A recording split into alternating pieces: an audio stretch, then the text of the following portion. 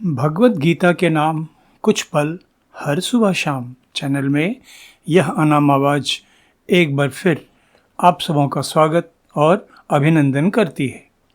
आज आप सबों के बीच प्रस्तुत कर रहा हूँ भगवत गीता चतुर्थ अध्याय का 25वां श्लोक।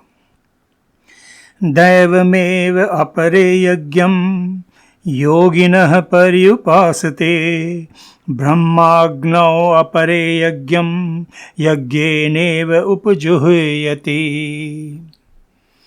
इस श्लोक का सरल शाब्दिक अर्थ इस प्रकार है। अन्य योगी जन देवताओं के पूजन रूप यज्ञ का ही भली भांति अनुष्ठान किया करते हैं और अन्य योगी जन परब्रह्म परमात्मा रूप अग्नि में यज्ञ के द्वारा ही आत्म रूप यज्ञ का हवन किया करते हैं। साथियों, भगवत गीता चतुर्थ अध्याय के इस श्लोक तथा इसके बाद आने वाले कुछ श्लोकों में योगेश्वर श्री कृष्ण अर्जुन को अलग अलग प्रकार की आंतरिक प्रवृत्तियों वाले योग साधकों द्वारा किए जाने वाले यज्ञों के बारे में बतला रहे हैं। पिछले दो श्लोकों में योगेश्वर श्री कृष्ण ने अर्जुन को साधना की उच्च स्थिति प्राप्त कर संसार की आसक्ति से पूरी तरह मुक्त होकर निरंतर परमेश्वर चेतना में ध्यान निमग्न रहने वाले योगियों द्वारा किए जाने वाले यज्ञों के बारे में बतलाते हुए कहा कि ऐसे योगियों के संपूर्ण संचित कर्म पूरी तरह नष्ट हो जाते हैं और वे जीवन मुक्त की स्थिति प्राप्त कर मोक्ष प्राप्त कर लेते हैं। इसके बाद के श्लोक में श्री कृष्ण ने अर्जुन को समझाया कि ऐसे उच्चतम कोटि के साधक जिनकी आत्म चेतना सर्वदा पर ब्रह्म परमेश्वर की विराट परम चेतना से योग की स्थिति में रहती है, उन्हें तो पूरा संसार ही ब्रह्ममय दृष्टिगोचर होने लगता है। यज्ञ के लिए प्रज्वलित अग्नि, यज्ञ में प्रदान की जाने वाली आहुतियाँ, आहुति देने की क्रिया, यज्ञ कर्म कर रहे योगी, यज्ञ का फल प्राप्त करने वाली दिव्य सत्ता, सब कुछ उस योगी को ब्रह्ममय ही नजर आता है। तो साथियों, योग साधना द्वारा आत्म चेतना को दिव्य चेतना की स्थिति तक ले जाने का प्रयास करने वाले तो अनेक साधक होते हैं, किंतु चेतना की इस दिव्य पूर्ण स्थिति को प्राप्त करने वाले साधक बिरले ही होते हैं। यह भी एक सच्चाई है, वास्तविकता है। इसलिए योगेश्वर श्री कृष्ण अब अर्जुन को ऐसे योग साधकों द्वारा किए जाने वाले यज्ञों के बारे में बतला रहे हैं जिन योग साधकों की संसार के प्रति आसक्ति अभी पूरी तरह समाप्त नहीं हुई। ऐसे योग साधक भी यज्ञ करते हैं, किंतु सांसारिक लाभ की प्राप्ति के लिए वे अनेक देवी देवताओं की अनेक प्रकार से पूजा उपासना करते हैं। इसके फलस्वरूप उन्हें शीघ्र ही सांसारिक लाभ प्राप्त भी होते हैं, किंतु सांसारिक कामनाओं की पूर्ति की आशा से किए गए यज्ञों के फल स्थायी नहीं होते। इसीलिए संसार से पूरी तरह असंग, अनासक्त, निष्काम ज्ञानी योगी जन परमेश्वर प्राप्ति के लिए संपन्न किए जाने वाले यज्ञ में आत्म आहुति प्रदान करते हैं, अपने आप को ही आहुति के रूप में प्रदान कर देते हैं। तो साथियों, आइए अब समझने का प्रयास करते हैं कि आध्यात्मिक ज्ञान के उच्चतम स्तर को प्राप्त कर पूरे संसार को ब्रह्ममय देखने वाले योग साधकों द्वारा परमेश्वर प्राप्ति रूपी यज्ञ में आत्म आहुति प्रदान करने अर्थात स्वयं अपनी ही आहुति प्रदान करने का अर्थ क्या है और ईश्वर साक्षात्कार प्राप्त अन्य दिव्य आत्माओं ने इस स्थिति का वर्णन किस प्रकार किया है। तो पहले संत कबीर को सुने। संत कबीर कहते हैं, प्रेम न बारी उपजे, प्रेम न हाट बिकाय, राजा प्रजा जेहि रुचे, शीश देहि ले जाय। आत्म आहुति का कितना सरल, कितना स्पष्ट चित्रण संत कबीर ने इस दोहे में किया।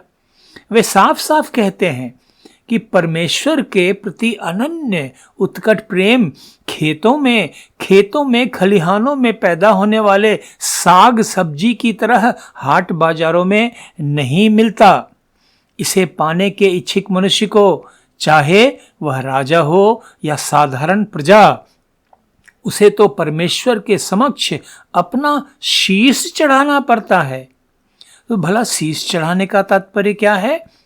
तात्पर्य है परमेश्वर के प्रति इतनी उत्कट श्रद्धा से आत्मसमर्पण कर देना कि अपनी सुध बुध ही खो जाए, अपने अस्तित्व का भान ही न रहे, अहंकार पूरी तरह नष्ट हो जाए, सब कुछ यहाँ तक कि स्वयं अपना अस्तित्व भी ब्रह्ममय नजर आने लगे। यह है संत कबीर का शीश देने का वास्तविक अर्थ। संत कबीर ने और भी कहा, प्रेम पियाला जो पिए शीश दक्षिणा दे, लोभी शीश न दे सके नाम प्रेम का ले। अर्थात जो प्रेम का प्याला पीता है वह अपने प्रेम के लिए बड़ी से बड़ी आहुति देने से भी नहीं हिचकता, यहाँ तक कि वह दक्षिणा के रूप में अपना सिर भी न्यौछावर करने को तैयार रहता है। इस दोहे में संत कबीर ने परमेश्वर प्रेम के संबंध में एक बहुत बड़ी बात कही, और वो बात यह है कि संसार सुख का लोभी मनुष्य भला शीश कहाँ दे पाएगा।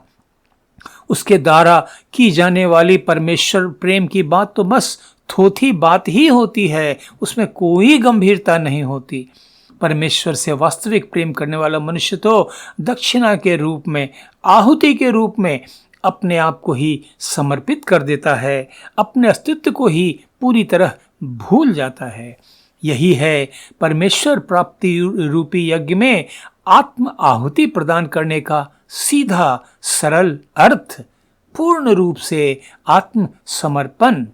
परमेश्वर प्रेम में इतना डूब जाना, इस प्रकार निमग्न हो जाना कि अपने अस्तित्व का बोध भी न रहे, सब कुछ ब्रह्ममय ही हो जाए। साथियों, मेरे परम आराध्य ब्रह्मज्ञानी सद्गुरु सदाफल देव जी महाराज ने क्या कहा, सुने। प्रेम नगर आ रह सके प्रथम शीश दे भेंट, अनधिकार अन्य पुरुष है मन मत जग करेट। अर्थात वही मनुष्य इस प्रेम नगर में आकर रह सकता है जो समस्त अभिमान छोड़कर परमेश्वर के प्रति आत्मसमर्पण कर देता है। मनमौजी मनुष्य, मन के प्रभाव में रहने वाले मनुष्य संसार की भोग वासनाओं की ही लालसा लगाए रखते हैं, वे तो इस दिव्य ईश्वरीय प्रेम के अधिकारी नहीं हो सकते। सद्गुरुदेव ने और भी कहा, यह तो घर है प्रेम का, ढोंग स्वांग घर नाही, आना रहना शरण है, मद मटुकी शिर नाही। ईश्वर प्राप्ति रूपी घर तो प्रेम का है, यह स्वांग या आडंबर करने वालों का घर नहीं हो सकता है। झूठे अहंकार अभिमान को त्याग कर पूर्ण श्रद्धा से सद्गुरु शरण में रहकर आध्यात्मिक शक्ति प्राप्त करनी चाहिए ताकि ईश्वर साक्षात्कार प्राप्त हो सके। संत तुलसीदास रचित रामचरितमानस की भी एक महत्वपूर्ण पंक्ति याद हो आती है। संत तुलसीदास ने कहा, सेवक सेव्य भाव बिनु भवन तरिय उर्गारी। अर्थात सेवक और स्वामी के बीच जो भाव होना चाहिए वह भाव न होने पर संसार सागर से पार नहीं मिलता। दूसरे शब्दों में कहें तो परमेश्वर नहीं मिल सकता। सेवक स्वामी के बीच का वह भाव जो मनुष्य रूपी सेवक को परमेश्वर रूप स्वामी से मिला देता है, वही है आत्म आहुति, जिसके बारे में योगेश्वर श्री कृष्ण अर्जुन को समझाकर संसार के प्रति उसकी आसक्ति, उसकी मोह माया को दूर करने का प्रयास कर रहे हैं। तो आज बस इतना ही। भगवद गीता चतुर्थ अध्याय के अगले श्लोक के अर्थ तथा व्याख्या के साथ कल फिर आप सबों के बीच उपस्थित होऊंगा। तब तक आप सबों के लिए अशेष मंगल कामनाएं। धन्यवाद। नमस्कार।